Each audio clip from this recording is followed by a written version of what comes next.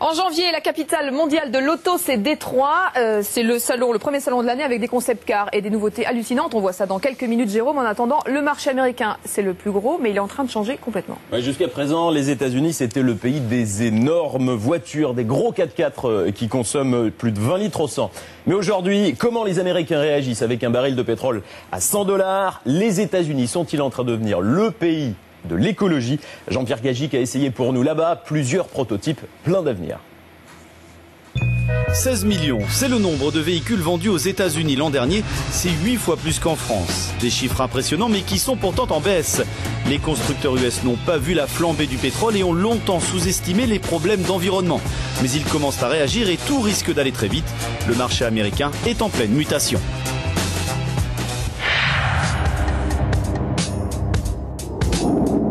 Voici le Yukon Denali XL, c'est le monospace des Américains. Un mammouth de 3 tonnes poussé par un énorme V8 qui consomme 20 litres au 100. Mais pourquoi roule-t-il avec de tels engins ?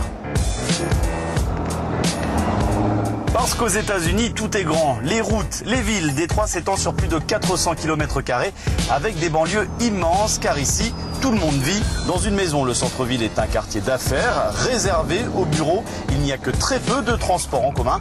Résultat, on roule souvent et beaucoup, et autant le faire dans une bonne grosse voiture confortable.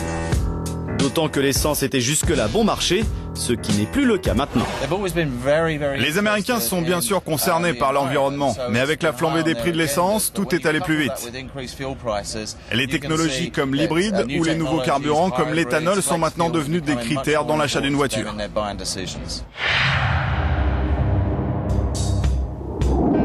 Première solution à court terme, l'éthanol. Et ça tombe bien, les États-Unis sont les premiers producteurs au monde de ce carburant issu de l'alcool. Pour répondre à l'énorme demande du marché US, General Motors pourra d'ici peu extraire de l'éthanol de déchets ménagers ou même de vieux pneus. L'éthanol peut vraiment marcher. Chez General Motors, nous sommes persuadés que ce carburant est une solution globale qui va bien au-delà du marché américain. C'est une opportunité pour l'ensemble des marchés mondiaux. Même si, comme en France, les pompes à éthanol sont encore rares aux États-Unis, General Motors a promis que 50% de sa flotte pourrait l'utiliser d'ici 4 ans. Autre alternative, l'électrique que les Américains associent à l'hydrogène, c'est le système de la pile à combustible.